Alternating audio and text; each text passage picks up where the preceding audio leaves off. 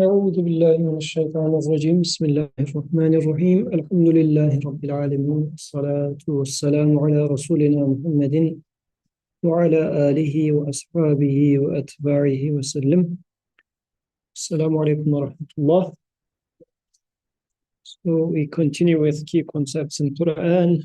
Last week we started talking about Kizb, lying, and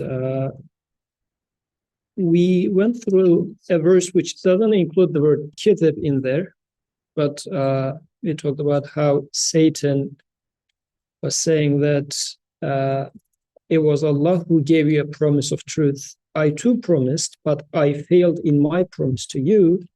I had no authority over you except to call you, but you listened to me. Then reproach not me, but reproach your own souls. I cannot listen to your cries, nor can you listen to mine. I reject your former act in associating me with Allah.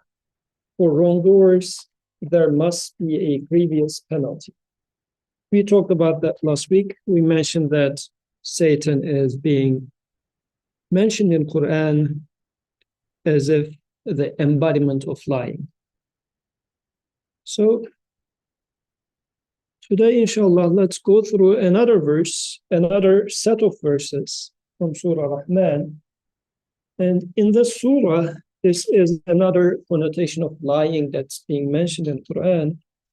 And in, I believe, 26 times in the surah, this verse repeats, فَبِأَيِّ آلَاءِ رَبِّكُمَا تُكَذِّبَانِ, which is it of the favors of your Lord that you deny? So, تُكَذِّبَانِ in this case is like deny or give lie to. So this is one meaning of lying in Quran. So let's read the verses together and then try to understand how it applies to us. Bismillah ar-Rahman ar-Rahim. Ar-Rahman, the most merciful, the beneficent. Allama al-Quran, has taught the Quran. Khalaq al-Insan, he has created man. Allamahu al-Bayan, he has taught him articulate speech. الشمس والقمر بحسبان, the sun and the moon are with a calculation. والنجم والشجر يسجدان, the stars and the trees prostrate. والسماء رفعها ووضع الميزان, and the sky he has uplifted and he has set the measure. ألا تطغوا في الميزان, that you exceed not the measure. وأقيموا الوزن بالقسط ولا تخسروا الميزان, but observe the measure with justice, nor fall short thereof. وَالْأَرْضَ وَضَعَهَا لِلْأَنَامِ, and the earth has he appointed for creatures. فِيهَا فَاكِهَةٌ وَالنَّخْلُ ذَاتُ الْأَكْمَامِ, therein are fruit and sheathed palm trees. وَالْحَبُّ ذُو الْعَصْفِ وَالرَّيْحَانِ, husked grain and scanted herb. فَبِأَيِّ آلَاءِ رَبِّكُمَا تُكَذِّبَانِ, which is it of the favors of your Lord that you deny? And then in remaining part of the surah, many such verses are going to be mentioned, examples from the creation. And then this part, فَبِأَيِّ آلَاءِ رَبِّكُمَا تُكَذِّبَانِ, will keep repeating in that surah. Okay. So in this context, to me, it feels like I am given something from my Lord, some favors from my Lord, and then I deny those favors. This is the type of lie that I give. A few questions comes to mind, of course. Am I given favors? Especially the examples that are mentioned so far in the surah. Do I consider them as favors, for example? Let's start from there. Walaikum salam. Like, for example, being taught Quran, being created as a human being taught how to talk. Like, are these favors of God? Do I consider them as favors of my Lord? Or, I don't know, being taught Quran, when this is mentioned, like what does being taught Quran means? I went to, what was it, summer Quran schools in mosques. This is why I learned Quran. So if you ask anybody, do you know Quran? Do you know how to read Quran? This is generally how it's understood. And we learn it in summer schools in our childhood. And Imam teaches it us. Man is created, okay, like mom and dad have a share in there. And Allamahul Bayan taught speech. It's called mother tongue, whose mother is teaching the language. What do they mean? And what does it mean to say, I just read the first line. What does it mean to say that I do or don't give a lie to these blessings or favors? What do you think?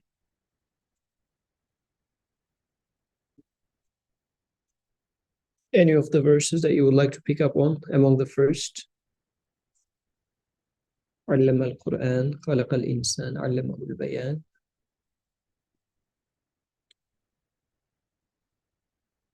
So I can pick up on William, I guess. William, do you know how to read Quran? I'm trying. You're trying? Okay. So who is teaching you Quran? Sheikh Hanif is teaching you Quran. So says Rahman is teaching Quran, not Hanif. I do remember you talking about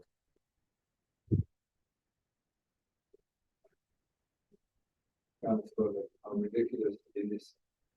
That, You say it sounds like me, okay? how ridiculous it is. I mean, just the concept that I'm seeing words or figures on a screen and they're processing in my brain, and we attribute that to I don't know, everything.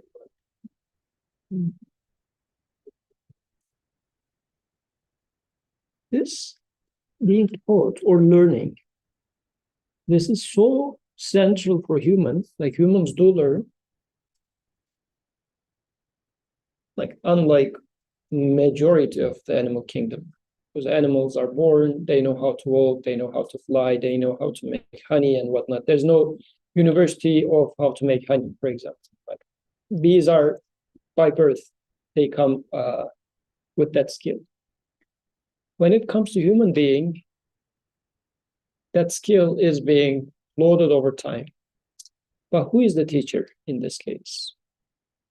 Allama al-Quran and then Allamahul Bayan. So two things that are being mentioned in here as being taught. One is Quran, the other one is speech.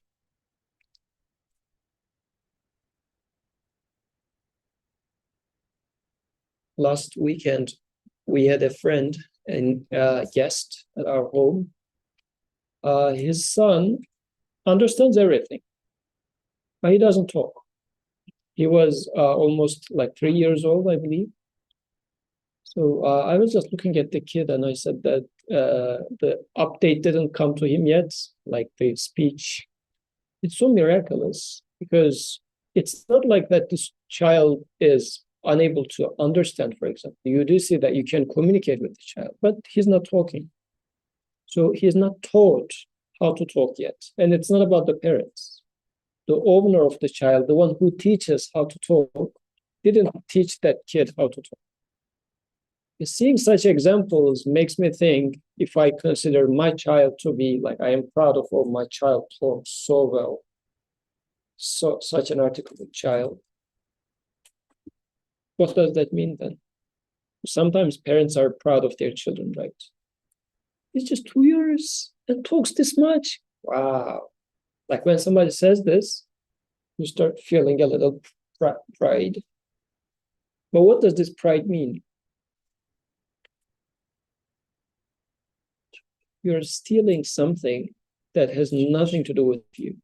Like this child speaking is not an act of you, nor it is an act of the child itself. Child is taught how to talk. I guess this becomes clear with the kids if we observe them carefully. They wake up one day and then they start something, a new update came to them. This is how we generally frame it. Now, if I carry this to the last verse, فَبِأَيِّ آلَاءِ رَبِّكُمَا تُكَذِّبَانِ. If I am proud of my child speaking well, then actually I am giving a lie to, because I don't see it as a favor. This is how it is. It happens. Or in some cases, I say, if the child doesn't talk, I blame the creator. This is another way of giving a lie, actually. Because in this case, what is happening? It had to talk, and you make it not talk. Then I'm being angry with the creator, saying, he didn't give me something that I deserve.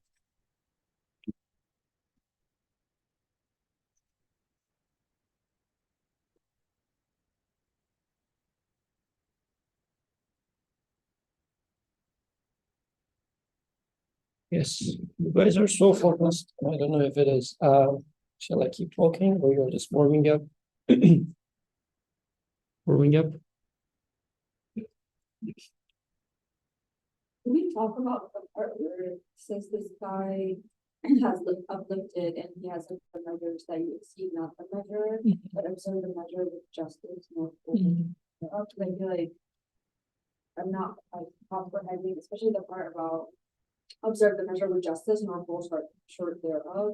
Okay. So before coming to these verses, he talked about الشمس والقمر بحسبان. The sun and the moon are with a measure.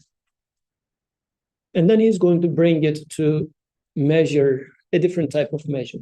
So I guess this part, if I pay attention to, when I look at sun and moon, it is really within a precise measure.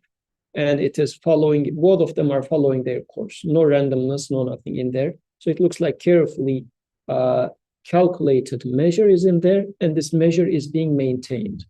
Not only that, at some point it was like, it sometimes happens that you throw a stone and it really hits the target and you say, oh, how it happened, but it never happens again, right? It was just by chance, you would say. Sun and moon is always very precise, keeps being very precise. وَالنَّجْمُ وَالشَّجَرُ يَسْجُدَانِ, an interesting verse, we can talk about that. But let me skip it for a second. Like the star and the trees prostrating. It's interesting why he's choosing one and the other, because apparently they're separate, distinct things. وَالسَّمَاءَ رَفَعَهَا وَوَضَعَ الْمِيزَانِ, and the sky, he has uplifted and he has set the measure. So in the environment then, he's showing me the measure from sun and the moon, from stars to trees, from the heavens. أَلَّا تَطْغَوْا فِي الْمِيزَانِ. Come back and look to yourself now. Are you keeping the balance? Are you keeping the measure? Where is your measure? Like if you were in a giant masjid, let's say, everybody is seriously either studying Quran or doing their prayer. And then in there, you're just playing with your phone. Like, what would that mean? What would I remind you saying that, look, everybody in this place, the place is made for worship. You see, every single person in here is making a worship. And even Imam is coming there, Imam is leading the prayer. Even the cleaners are paying attention to not to disturb the prayer, like the people that praise and whatnot. But what are you doing in here? you're singing a song in the middle of this masjid. Like, everything is made with so much measure. What are you doing in here? Do you really think that you are out of this measure? You can make a wrong example, because I feel like that seems like that's like much easier to be like, well, yeah, don't play music. Okay. Is there more like examples? Because I feel like you can argue, I don't know what measure he has set, because I have no knowledge of that concept, so what measure are you really referring to? Mhm. Sister Zareen has something in there, but it didn't come out yet. I think it's not related to Dorothy's question. Okay. Maybe it is. I was just gonna bring up, these verses reminded me of an article, that I was reading. And basically the topic was centered around how amazing it is that the universe can be measured and how there are patterns that we can observe. And it goes, basically the article goes and lists several examples across different scientific fields and whatnot. And then so I was getting a bit excited, and then at the in the middle of the article, it's like, so because we already have these patterns existing, there's no need for any like outside like creator or anything to sort of explain how things are happening, because there are already patterns. We can measure them. We can just exist in this universe without needing anything external to it. So that was sort of a conclusion that was reached, which made me think of yeah, I closed the article after coming to that point, so I didn't read any further. But yeah, it reminded me of these verses and like denying the favors, not even seeing them as like. It was so interesting because they acknowledged how sort of miraculous it is or amazing it is that these patterns exist, but then, but they're just here. They came without any external or anyone to create them, basically. So, and I guess maybe following up with Dorothy's question, I feel like there are times I might have that attitude when I go about my day and it feels like autopilot, where I'm not really thinking about how amazing it is that everything has this measure. Like I could go several hours without really thinking about it until maybe something reminds me, or I receive a reminder in some way. But for example, I could see the weather outside and be like, it's beautiful, but not acknowledge or think about who made everything in a way that's pleasing to me. So one of the examples that we discussed in previous discussions, that Imam Nursi gives the metaphor of a book.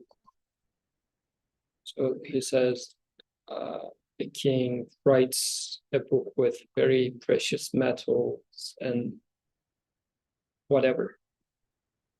What if the person comes and does measure the statistical analysis of the letters in this book? Says, oh, there are this many A's, this many B's, this many C's, and those A's are written with this type of a stone, and then that stone always follows this other stone. So you do observe some sort of a measure, which could happen, like even today, let's say, if we take Quran, we can make a statistical analysis of Quran or a grammar, linguistic analysis of Quran.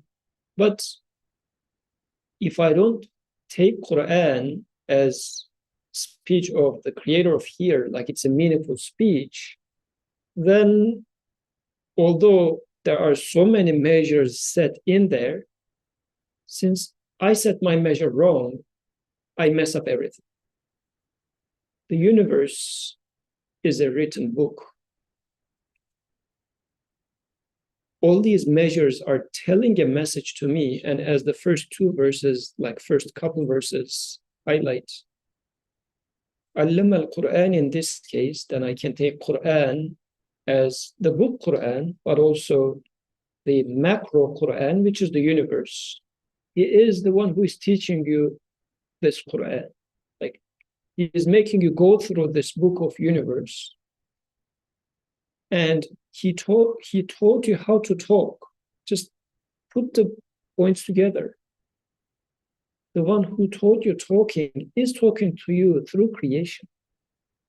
Why are you missing that point? Just like what Sister Zareen was mentioning. You are given this quality to measure. Everything is made with measure, and you are given the ability to make sense of these things, but then you say, oh, it's meaningless. This is such a breaking of balance. Like, this is where I am really going against the measure when it comes to, then what is this good for? Like, that skill that's given to you to make sense of, where does it fit? Like, if I say things are meaningless, then simply I say this sense of making sense is absurd, out of measure. It's pointless. Did it make sense? Did it? No. So events happen in life. Let's make it personal. Events happen in life, and feeling comes and says, "Oh, like Yusuf, things are happening with a purpose. Try to seek a meaning in there." I say, "What purpose?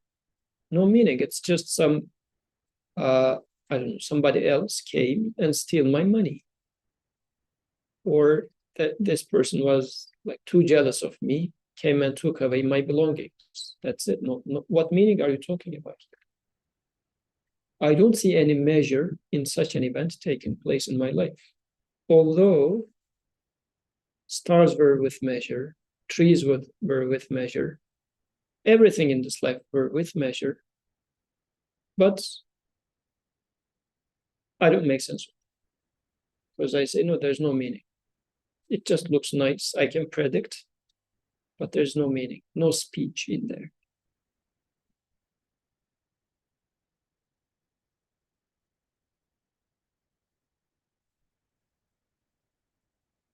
What do you think, William?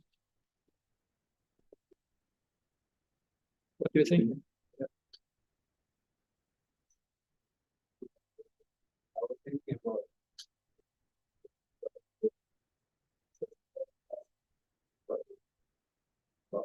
after reading the intended message or the message behind every event, and I feel like it does make me wonder, like, well, how do you read that? Because I was just trying to relate it to my own life. This thing were to happen, I would feel this way, and I would think this. What is there to that? But I also think that the answer is that.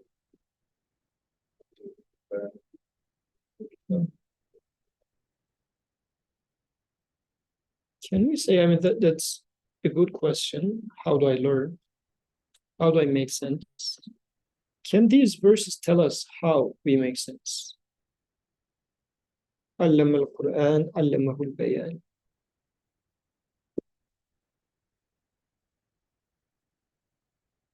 Speech is something that's being taught to you.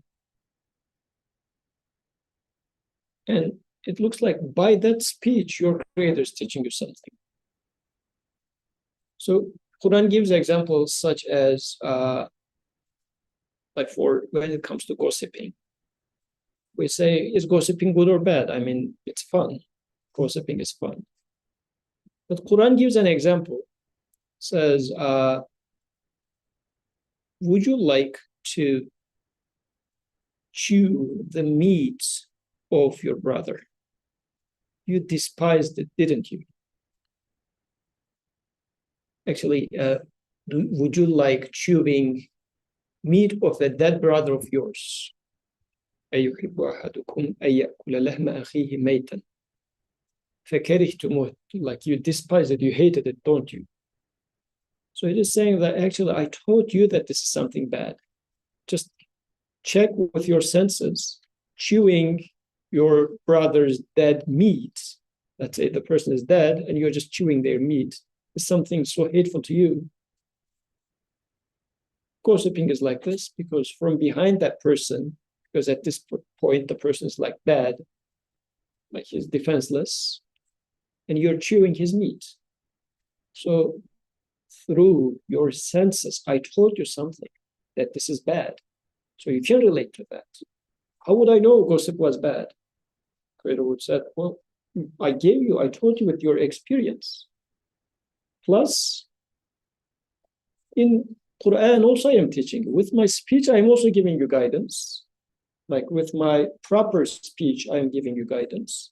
On top of this, with the speech that I am putting within you, in a sense, with the experiences that you go through, I am teaching this to you, that you can verify.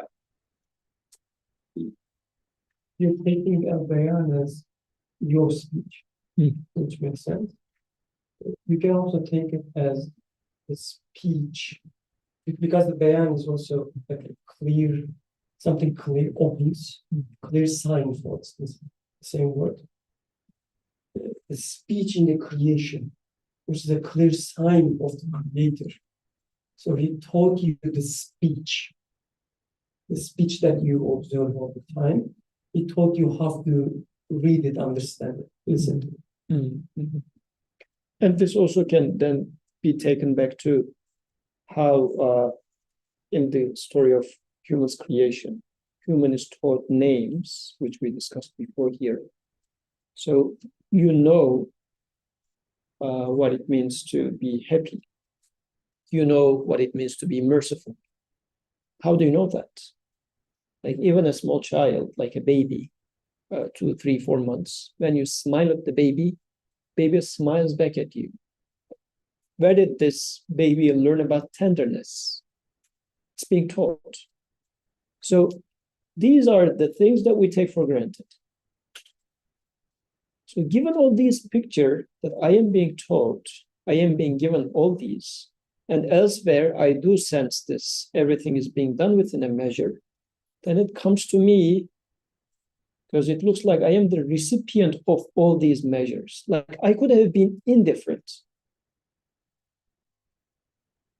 Like sometimes, actually, Quran gives that the example of cattle. In Turkish, we have a word, don't look at me like the cow looking at the train. Because if the cow stands by the train rails, I mean, the train passes by and like the cow keeps chewing because the cow is indifferent to train. It's like it's doesn't care, doesn't know. It's just it keeps doing what it's doing, just chewing, right? We are not made indifferent though. We are made related to what's happening around us, the measure. Now that I observe all this measure and I say, numbers are matching, cool. Like, how do you fit into this picture is the question.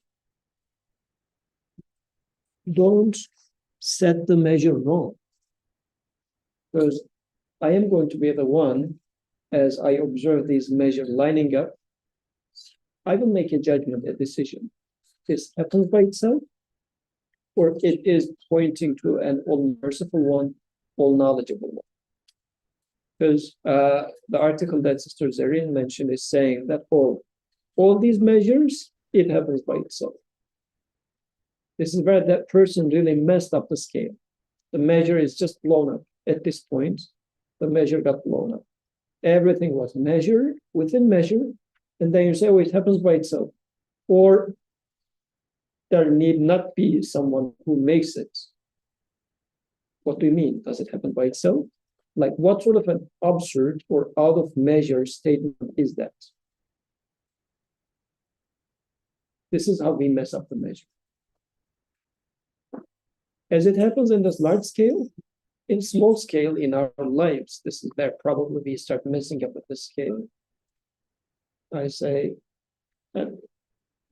some event happens and I say it happened by chance, or I don't want to take any responsibility on my shoulders.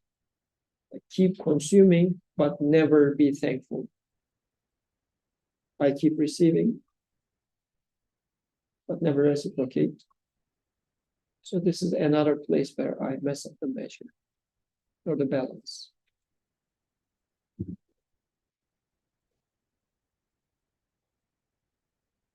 So in some translations, وَأَقِيمُوا الْوَزْنَ بِالْقِسْطِ وَلَا تُخْسِرُوا الْمِيزَانَ.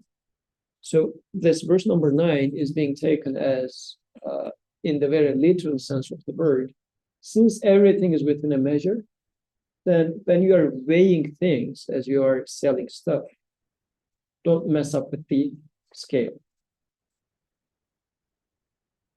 That's one correct meaning, because as I'm selling tomatoes, you gave me like $2 for 2 pounds of tomato. I give you 1.5 pounds of tomato. This is some sort of injustice that I can make. But the same behavior applies to everything. Because I can weigh things wrong. And because what makes me take $2 but give $1.5 worth of tomato? I want to steal. I want to say that this is good enough for you. I'm going to steal $0.50. This is how I violate the balance in there. What does it mean when someone says, oh, your son, your daughter is very articulate? And I say,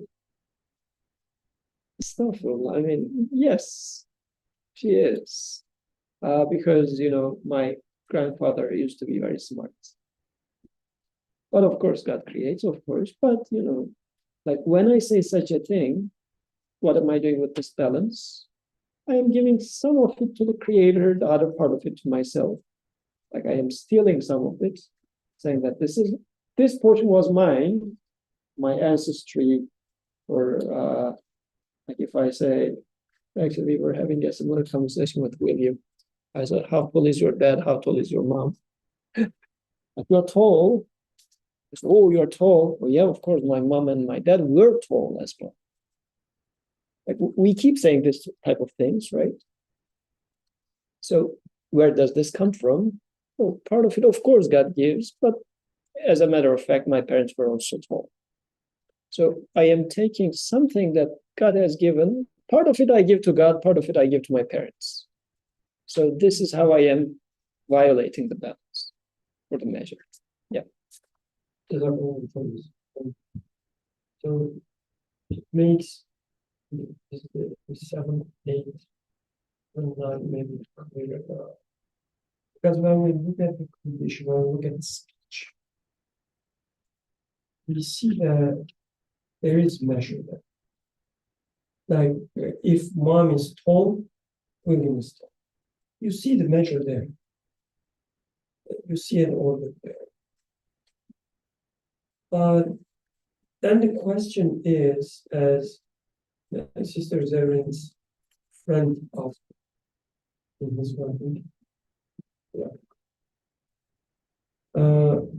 yeah, we see this measure everywhere. We see the order everywhere, and this order is there for no, it's just there, and we can just use the order to exploit the. That's what he means, or she. That's called he because that's right. That's what usually they mean when they say there's an order there and we can follow this order, we can learn things ourselves, etc. It means actually order is there, so we can exploit this order to use it in our, according to our desires. But then Quran says, no, its order is there so that you exceed not the measure, but observe measure with justice. Meaning, so that you know what to do, so that you know how to ask for things. Like as if, and this is because it's talking about the Rahman, it's telling us that in the universe, you will find out application forms everywhere. When you're in need of something, you will know how to ask for it. Because I put these measures, these applications forms everywhere. If you want to eat tomato, fill up these application forms, which is so the seed, water, and weight. This is the application form. This is the measure. If you want to eat a cake, go to the pastry shop, whatever. Then one thing, it's guide us with our needs. Because I guess there, the things start being interesting. Otherwise, as Zarin's friend did, you see the order, and who cares how you interpret that? Whether the order was put there by, the all-knowing creator or not, who cares? If the point is just to follow the order, exploit it, gain your desires, etc. But the things become interesting when you start having, which is unending thing, when you start having needs, desires, and wishes. When you have them, the question is, how are you going to satisfy them? You can either say that the order is there and I just exploit it and get whatever I want, but then you will fail when you do that. Because if that was not the case, the scientists who can read the universe would be the most successful, most richest people on the earth. But they're not. Just seeing the order in the global scale doesn't help them, especially with their personal needs. So you need someone to ask for. You need a Rahman to provide your needs. When you realize that, things start, I think, becomes interesting. And the ayah says, I'm putting all these measures there so that you will know when it comes to your personal needs, whom to ask, how to ask. You have to follow this measure. Going against the justice then means claiming that I can do it myself. No, you cannot.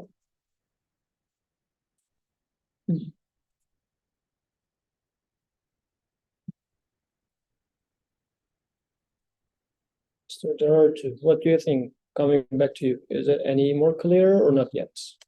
Your comments.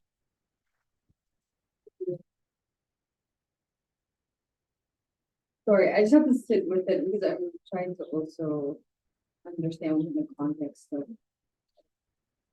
But I understand the example. I think I just don't readily yeah. I mean, questions, please just cheer us up with comments, questions. I mean, there might be a question that is not pious enough for that environment, but that's okay. MashaAllah, everyone is like, I understand. Yeah. Like which part? If I'm not pushing too much, but what might be, which part doesn't click? Maybe it will help us as well.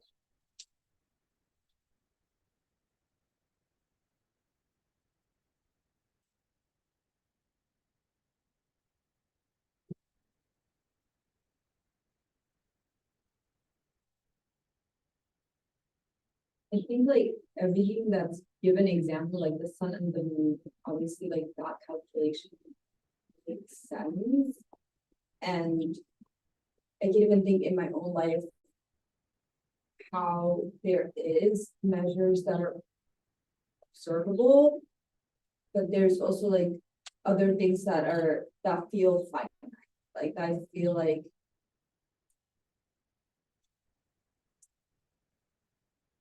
there isn't a way of measuring, maybe. Yes, the day will end and I can measure, I don't know, I did this work, but then maybe I'm never thinking this is the work I was supposed to get done today, even though I had desires to get done more, whatever. I'm thinking within the context of what I do day to day, that measure also, because there is obviously the desires I have, and then there is maybe like the measure of that day that was made for me. Because I think the example you guys were giving and the example I was thinking about was like completely different, which is why I'm having a better heart attack. Would this example work? This was a question that was asked last Friday. As we were like last Friday's discussion was about this life that we are having and we are dying. So how much effort really should be put to this life? Because as the death comes, or as we think of death, what we would normally invest in doesn't sound that much invest worthy. Meaning, for example, if you were diagnosed with cancer today, you would have zero worry about the paper that you're now trying to push. Because you would say, well, I am dying in 3 months anyways. Who cares whether this paper gets published or not? Let me. So the context of that discussion was the things that we give value to in this life versus afterlife. But the final question that was asked during the discussion was, but there's this prophetic tradition which says, do whatever you do in the best form, as is being explained in with the term, when people explain the term ihsan, this is what they say, we should do it in the best form. So what is the best form? What's going to be the balance in there? Because I'm going to write a paper. Let's say I am not dying. Nobody diagnosed me with cancer. Still, I need to write the best paper. And then also I need to cook for myself. And I need to attend a discussion or dua. Let's say these are the things before me. So how do I set the balance when it comes to putting all my effort to the paper? Because it really sounds like even writing the best paper has no end. You can keep putting more and more into writing the best paper. Just keep sharpening and sharpening it forever, really, literally speaking. When would you call it this is the balance for this job? It depends really what it means to write a perfect paper, really depends on what is the purpose of writing that paper. If the purpose of writing that paper is to get it published and so that you write it in your CV, you know that this much is enough. There is a concept of publishable goodness. In this case, you can hide certain things under the hood. There's another level of perfectness which says, no, this is going to be used in human health at some point. So I have to be truthful because I need to be respecting human life. So this is a higher standard of perfection. Good. But both the balances in this case is perfectly what's material. I am looking for bodily harm of a human being or bodily benefit of another human being in their career. What is the point of writing a paper from the point of my existence on this planet? Why am I made to write a paper? What am I supposed to make out of it? Like the paper that Sister Zareen was referring to, that person made a lot of measurement on this planet. And his conclusion was that, measure is futile, pointless. It doesn't mean anything. What I'm reading in here is the perfection of it. Writing a paper should be that whatever I was supposed to learn out of it, let's say you're studying a certain cell, to the extent that you're realizing its knowledgeable creator in there. You realize this, then maybe you should pass to the next one and look for the fishes or zebras, whatever. Digging further in there, is it like investing more? Does it give me back what I'm looking for? If not, you will stop there. This is the perfection in there. But the lens is totally different now. You wouldn't spend more time on this than what it deserves. But what does it deserve? Depends on how I am approaching it. So in our day-to-day life events, it could be friendship, it could be forming a family and having kids. What's the point of having kids? Because people makes it that like mom and dad says, I sacrificed my life for you. Like you are the purpose of my life. Or the child thinks the other way. Child says, oh, you have to entertain me 24/7. What is the balance here? Because we do violate balance in such cases, right? The balance in this case is I am given child as much as I am taught speech. So what does the giver of child aim by giving me this child? What's the point he gave me this child? If I don't interact with my child in this regard, then I'm violating the balance. Either I overspoil the child or I treat the child brutally, mercilessly. But I was supposed to learn mercy with my interaction with the child. And if I learn mercy from that interaction, may Allah protect, but He takes away the child from your hand. The child passes away. Really, depending on how you establish balance, its effect on you is going to be different. If you think that your purpose of life is the education of the child or the child, you're devastated. If you are the super irresponsible father, you would say, oh, I am saved from this burden. Both of them are loss of balance. But if I say that it was a trust of my creator, he entrusted this child to me to learn something from the child by interacting with the child. Now he says, I'm going to take it back to myself. And up until you join him, I'm going to be looking after this child in paradise. And once you come, I will unite you two together in paradise. This is why a believer wouldn't get devastated from that loss, because the balance is established in that.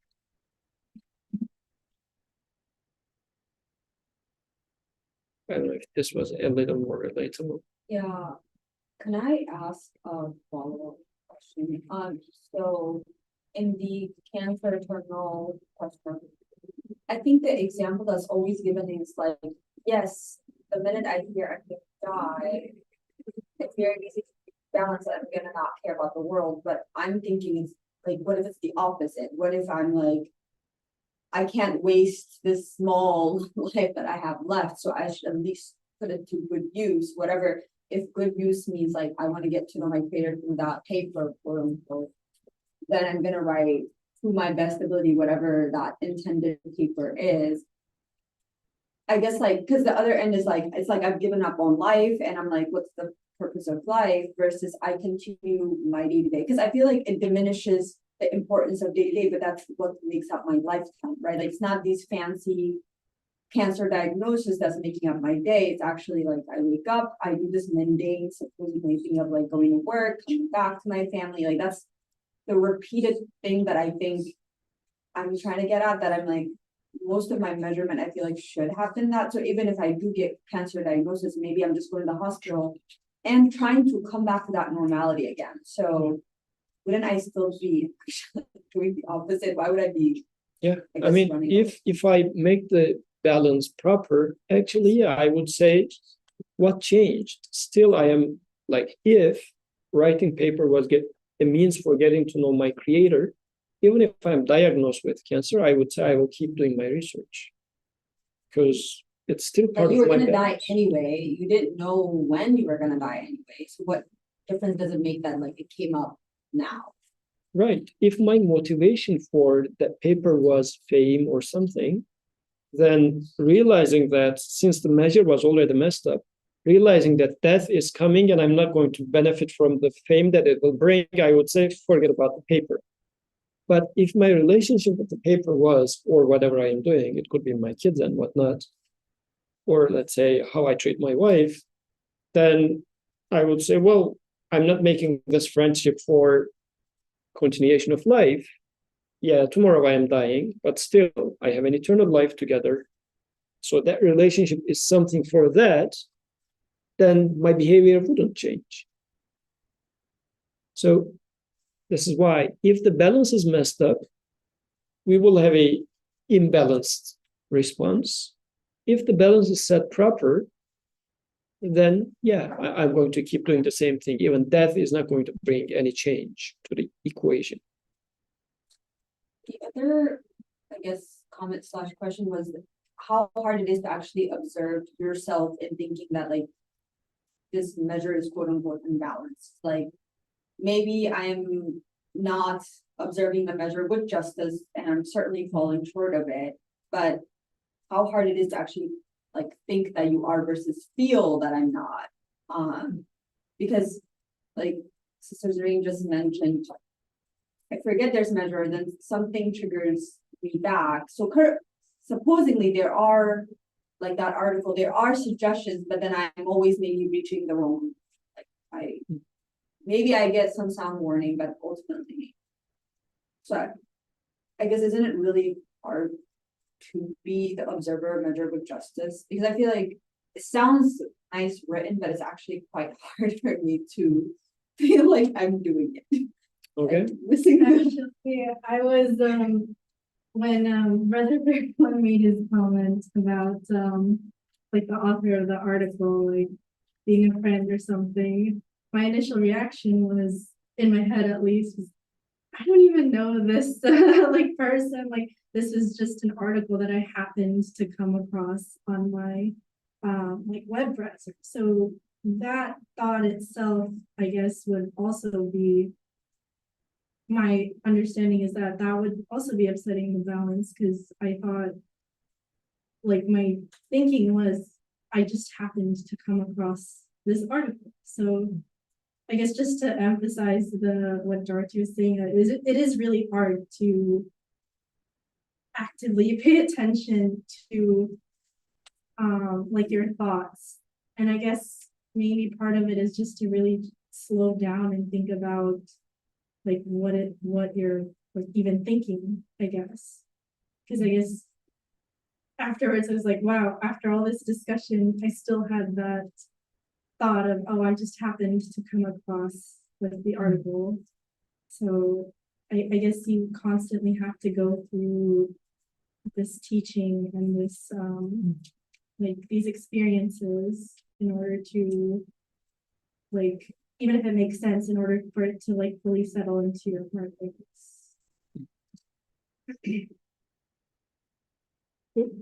Any comments? So nowadays in research labs, what do? They're encouraging multidisciplinary teams. What's the point of those multidisciplinary teams? You trained your eye from a certain lens, so much so that whatever topic is being mentioned, you start seeing a pattern from that lens. And nobody looked at it from that lens before because they are biologists and whatnot, but they invite a computer scientist into the picture and then you say, oh, actually we can approach it from this and then we will solve the problem. So this might be one way to go with it. Like in my life, if I get trained my sight with absurdity so much, because in the culture that we are living in, although we are studying measures in sciences, but we are studying measures in sciences with a lens of absurdity and meaninglessness. Actually, there's no meaning, no purpose. If you talk about a purpose or meaning, or say that I seek a meaning in anything, people will laugh at you in an academic setup. Like this is what we are, how our perspectives are educated with. So in this regard, getting into this Quranic teaching, because the Creator, as of now with the first line in there, is saying that in you I taught names, but also I teach you in the scripture and in the book of universe. These are all the things. So, and throughout this surah, actually, he will keep giving examples from the universe, highlighting that don't you look at this, don't look at this, how they are still, you are giving a lie to this favor. So it might be that I am losing balance because I get stuck in a certain point and I lose sight of this wider perspective. How can I overcome this then? To raise my head up and one, entry into a more holistic study of Quran, since Quran is teaching this to me, like moving my sight, even in stories, Quran jumps from topic to topic to topic. Like it's not focusing on a single thing, it just makes your sight wander. And also,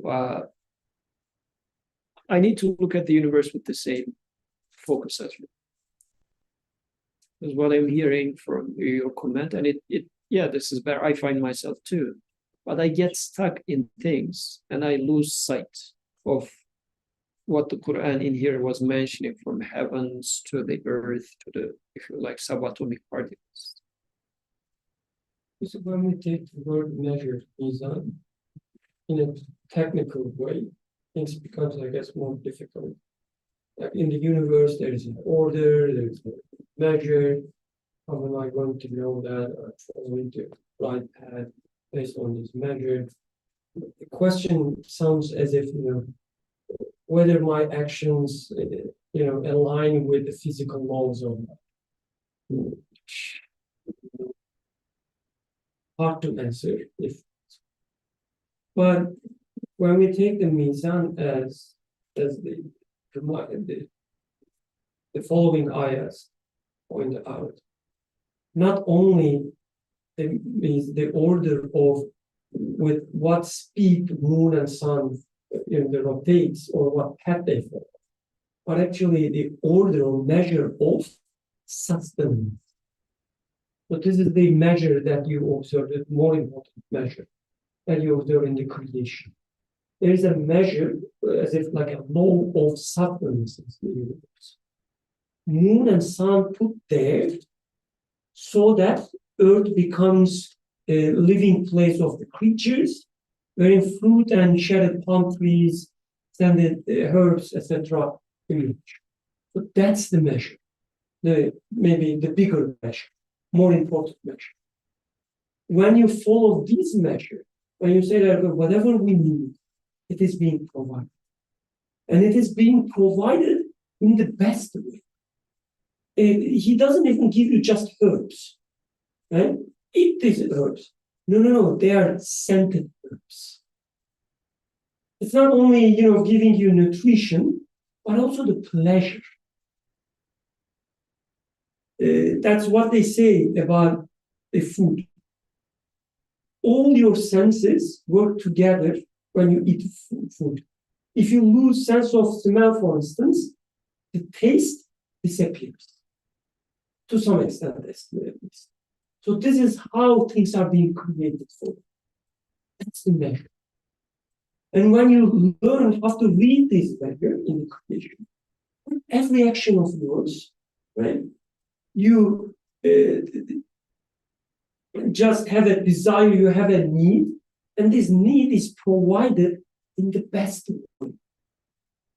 And going off the balance of this measure is saying that, no, I have to work so hard to achieve something. That's breaking the balance. And how do you know that you break the balance? You do imbalance, injustice, with the burden you have. When you say, I have to work hard to achieve something, you shoulder a lot of burden every moment. Okay, I achieved this, like I address this challenge, but what about the next? The moment you address a challenge, you manage to solve the puzzle, the question of what about the next puzzle comes to your mind. Having this burden is a clear indication, it's another speech, clear speech, that you are going off balance. Just see the measure. Everything is being provided to you with the best possible way, with all these beautiful scents. When you see this balance, the measure, and when something happens apparently in the bad way that you didn't expect, you didn't want, you would say, okay, there is a measure in the universe. Just like you wouldn't believe if I tell you, oh, do you know what, Zeren? I was able to floating in the air the other day. You wouldn't believe me, like no way. why you are so certain about the measure of gravity. The same way, when I tell you that something terrible happened to me, which doesn't make any sense, it's pure, the evil. If you are able to follow the measure in the universe, you wouldn't do it. You would say, no, that's not things work in the universe. There is always a sustenance in everything, and in the beautiful way. If not, you just lose the balance. One of the things that comes to mind, because the example that Sister Dorothy gave was mundane day-to-day activities. Waking up, eating breakfast, going to lab, doing research, coming back, eating, sleeping. These are All examples of global sustenance. But these are all the milestones that we would mention. But maybe I am violating balance. If I were to tell you what did you do today, and if these were the things you were listing to me, maybe there's some already lack of balance in there. So when Prophet ﷺ received revelation, and the revelation was read in the name of your Lord, as he was walking down from the mountain, he was hearing the stones and everything chanting or reciting the praise to the Creator, and also giving like salam to the messenger. That's a interesting question. Like every day I walk 20, 40 minutes in total from home to work or to home. Do I hear birds or stones or trees praising the Creator? If I were, then actually it would have been a very fun experience for me. Like imagine, let me give you a material example first. If I was driving the most fun car on earth, commute would be a fun experience. It wouldn't be something boring. I would say, oh, I enjoy the car. So like 20, 40 minutes, what did you do today? I drove the car. It's so fun, I would say. Or even, let's take it to another level. If my dear wife was taking me to work and then back and forth, and we were having a very lively conversation, I would say, oh, these 40 minutes is really my day. The rest of it, not so much. Now, take prophetic example. When you come down from the mountain, after revelation comes to you, you start hearing what the stones are saying, how they praise the Creator. Not only the Creator, they're also giving salam to you. You recognize that they recognize you. Like, because before I thought that stones are stones or trees are trees. But now, after revelation comes, you realize that the trees are aware of Him. We are in harmony, in this balance. I am part of that too. So in this regard, research is part of my life. Yes, eating is part of my life as well. But there are many things that I am not even noticing that's taking place in my life. But it comes into my life with revelation. This is what happened to Prophet as well. With revelation, they entered his life more than ever. He recognized their praises. So going back to William, 2 weeks ago we said, have you talked to angels? Last week it was Satan. Have you heard stones talking to you? Have you heard trees talking to you? Do you hear that they are praising the Creator? And also, on top of that, they are also saying, hi, William, we are together in this job of praising the Creator. I worship the Creator, I praise the Creator, but let's do it together. This is what the trees would say. So that would be part of the balance. So going back to your question, yes, I do not see them as much. This is where actually it's because I am imbalanced. If I were balanced, I would say, if you ask me, what do you do every day? I would say, oh, like on my way to school, I have this discussion or conversation or joyful back and forth with the stones, with the trees and everything. And What would that look like, I guess? Because it seems like very realistically, genuinely. So is it because you're like observing your surrounding and you're like, wow, I feel like I'm alive today. The weather is so hot, but I'm enjoying this heat that's burning me. Like that seems a bit cynical. I'm being very, but like it's really hot outside and you just go out and you're like, wow, I'm loving this, or you're recognizing the discomfort and you're like, and obviously like you notice animals in the morning, especially early in the mornings, sure, and the trees and the wind that comes with it. Absolutely, I agree with that. But I'm like, you walk out, it's really hot, and you hear like somebody's like, what a hot day today, another hot day, or some sort of complaint, which makes you remember, like, oh, yeah, it was cooler. I did appreciate that right now that I think about it, even though it was annoying when it's actually happening. Like, is that good enough? Because I think like super personified, I'm not capturing.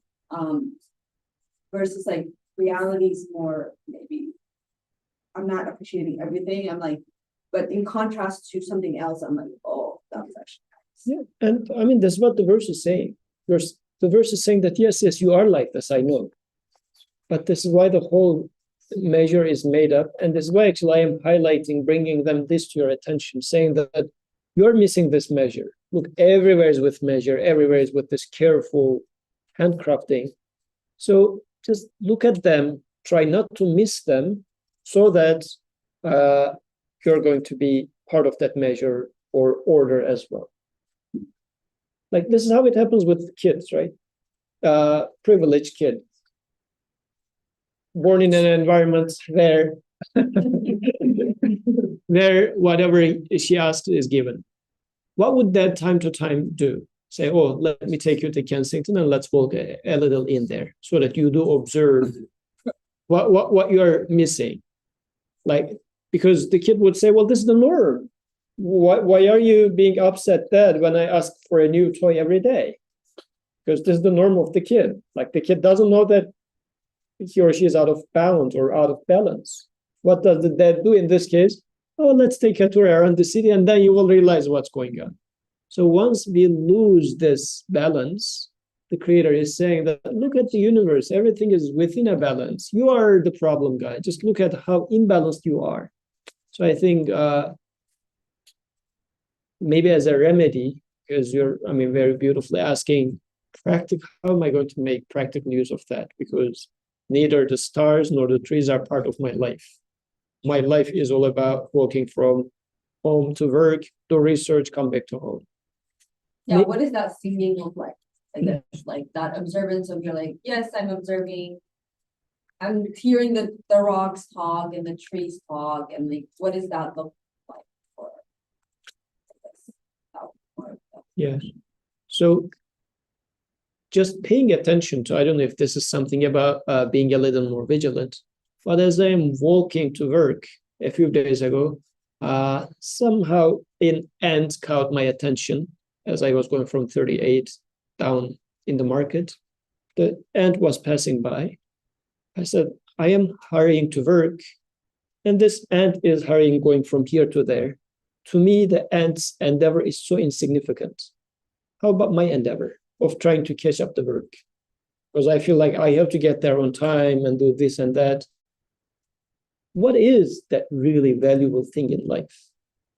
Look at what ant is doing, because for me, it's all about getting the paycheck end of the month. That's all my motivation. Then, since the ant is also like apparently just going to take this grain and eat and whatnot, so insignificant in my eye for sure. How significant is mine? Is first question. The second question is it supposed to be as such? Could there be a more meaningful purpose for me walking to the work, or maybe for my entire life?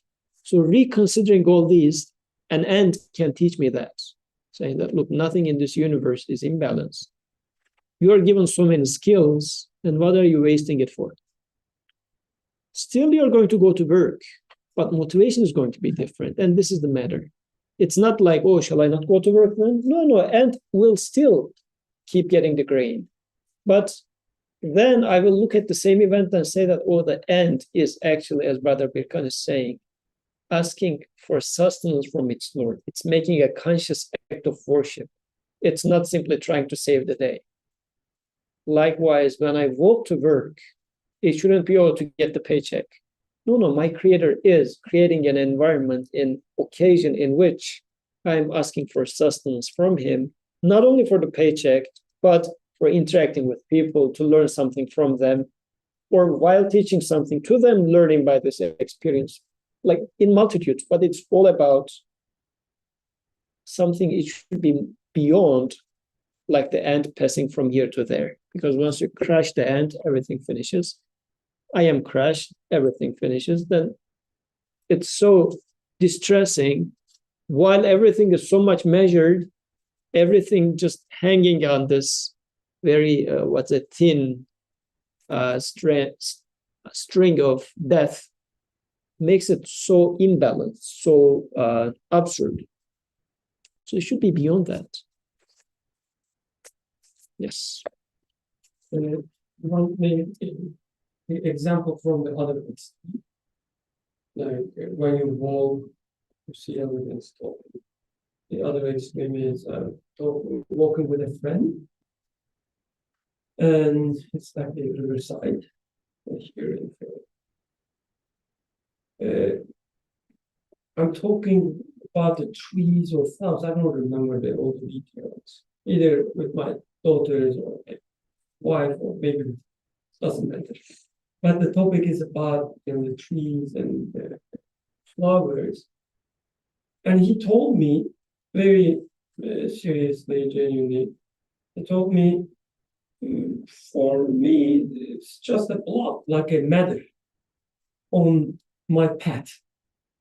All it matters is I shouldn't collide with the tree, so I should change my path, right? That's how I usually see things around. So here, yes, there's one aspect of the existence, which is, it occupies a space. That much he has interaction. What is different with your relationship, let's say, with the tree versus his relationship with the tree? You can see other aspects as well. Like you look at it and you see the geometrical, the features, you see the color, etc. And with that, you can also ask, okay, is there anything else that I am missing? You can add to that, for instance, your relationship. That's another aspect most of us is missing. When I look at the tree, I enjoy it. So that's another aspect of existence. I have a relationship, right? I enjoy it. When you realize that, you can now question, well, how I enjoy it? What is the point? You can ask all these questions. Just like my friend, if he realized that the tree has a color, other than just occupying space, he would be able to think about the aesthetic values. He cannot, because he doesn't realize the color. But when you realize that you have a relationship with the tree, you can acknowledge and appreciate that you enjoy it. You can do the same thing with the hot weather.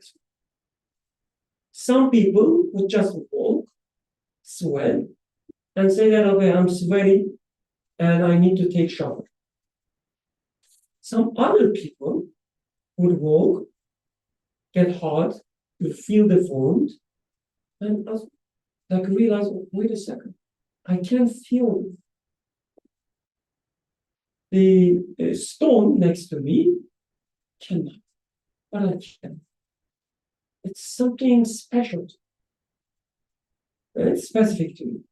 What it is. Same way, you can also feel calm. Now you appreciate that, you realize that, you can see measure there too. And I promise you, it will tell you something about, again, systems. You need to sustain level of, I don't know, heat in your body. And it is somehow sustained. Even when it is so hot, your body will start helping you by respiration, for instance. You will be sweaty. Why? Something is trying to balance the heat in your body. We'll say, okay, there's a measurement.